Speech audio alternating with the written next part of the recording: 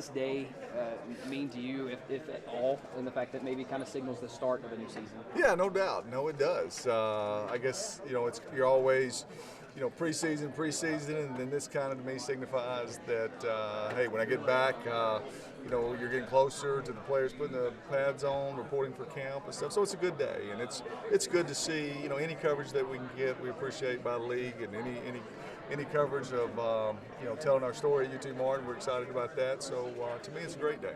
I asked the players, kind of what they get out of this event. I mean, obviously for guys like me, for media days, it gives you a chance to talk to everybody in one place. But this is probably one of the rare occasions that all the coaches are in one place and some of the best players in the league in one place. How much do you get out of maybe interacting with them for one time a year? I wish it was a longer time, to be quite honest with you. When I say not just from a media standpoint, but it's good to, we compete against each other, but there's friendships that are built, and you check on each other's families and kids and how your summer went, and we all can grow when we're able to kind of compare notes of, what building project you've got going on, what fundraising project you've got going on and stuff. And I enjoy that. And I guess as being in the league going on, 13 years, I've had a chance to see. I was thinking on the way up here, all the different schools in the conference that have had at least 3 coaches.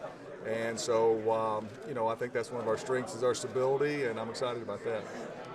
It seems like I always asked you every year about Martin being kind of the top of that second tier in the OVC and trying to break through that proverbial glass ceiling. Austin Peay did it last year.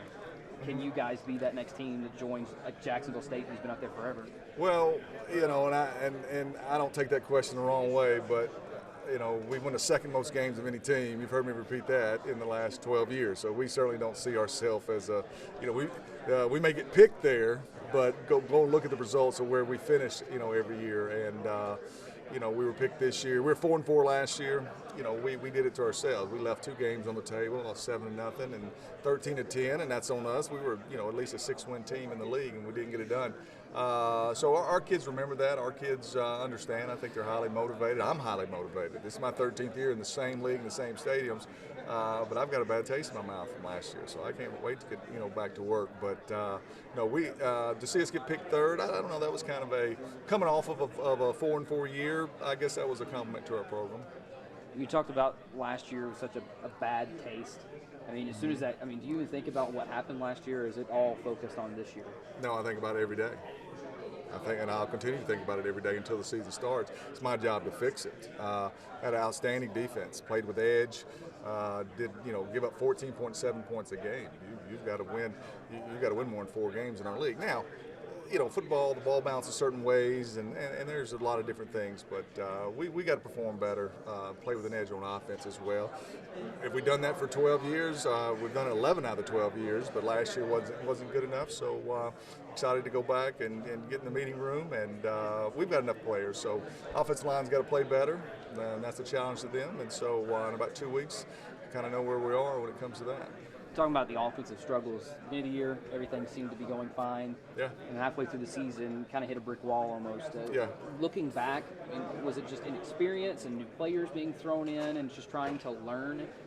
Is that where you see that from that? No, and no, you're right as you described. I think we're 4-1. We beat 2 ranked teams in a row. We beat Chattanooga. We beat Tennessee State.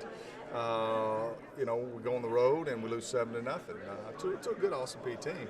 And then you're at home the next week and you drop a 13-10 decision to Murray State. So, we made a quarterback change the next week. And, it wasn't just to our senior quarterback. He wasn't, but we were not blocking. We were not controlling the line of scrimmage. We were not making plays on the perimeter. And we didn't coach well enough. And I'm the head coach, so then the offensive coordinator, so that falls on me as well. So, that's what happened. Now, you start the freshman quarterback. He wins 3 of his 5 starts, and one of them was a loss to Jacksonville State, 14-7. So I'm optimistic about that. He makes plays for us, and he'll have to continue to do that. Darius was saying how much Dresser has been just kind of watching film and going through the process and how excited he is. to see Dresser in his second season. What have you seen from him this summer that it gets you excited about him? Well, first, and it's good to hear G-Way, as we call him, say that. But we think Dresser's a hard worker. But if he can match Galloway's attention to detail and work ethic, then that's pretty good. I'm pretty excited about it because I don't think we've ever had a kid that works as hard as Ladarius does. He's outstanding. So that's good that he recognizes that his quarterback has had a good summer. He's bigger. He's probably close to 210 pounds now. I would tell you he's a team favorite. He's respected by his teammates, and I enjoy coaching him. And so looking forward to his sophomore season. Talking about Ladarius and his work ethic, at the beginning of the season, he really turned a lot of heads, especially in that game against Ole Miss. Back half of the year, maybe not as much production as he would have liked to see or you would have liked to see. What are you excited about from him heading into this year, and how much is he going to be a focal point for you guys? You know, the way he practices and the way Ladarius is a great person. He makes our program better because of the type of person that he is.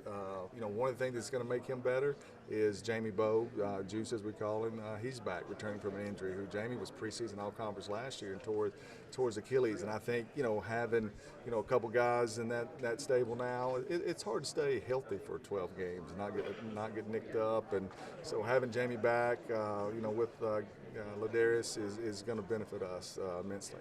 Defense-wise, you said you guys played great last year, holding a team to 7 points and 10 or 13 points in the other one. But are you expecting the same kind of results in production from the defense this year? No, and I don't mean that in a it's like that's very difficult to do now. That's very difficult to ask a defense to do that. But do I expect a good defense, an opportunistic defense? Yeah, I do. I mean, we lost 5 guys in the secondary. Now, the stability of our defense is those linebackers. All 3 of those starting linebackers are back, and there's nobody in the conference that got a better group of linebackers than we do. So as we break that secondary in, even though there is good athletes, and two of the safeties are back that started multiple games last year. But we lost some good players back there. So, to ask them to give up 14 points a game on a weekly basis, no, I don't expect that. But I do expect us to be more productive on offense, which in turn can cause, will give them an opportunity to get turnovers. This team hopefully have to throw the ball, and it's about turnovers and big plays. At the end of the day, it's about turnovers and big plays, and we didn't have very many turnovers last year, but because maybe we were not ahead in the games we lost. We never had leads, so teams didn't have to really push the ball down the field to catch back up. So like I tell Coach Hank, scoring defense, keep teams under 23, 24 points a game. That ought to be enough.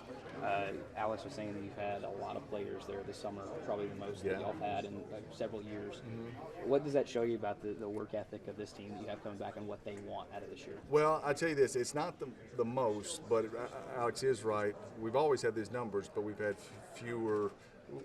more disciplined team this year than we've had in years past. Guys staying the complete 8 weeks, guys being focused, guys getting things done during these 8 weeks, and not just going through the motions. Okay, so that's what I am most proud of. So if you say, "Hey, Coach, what's your strength for next year?" I would tell you this is a pretty good self-disciplined team with an edge going into this 2018 season.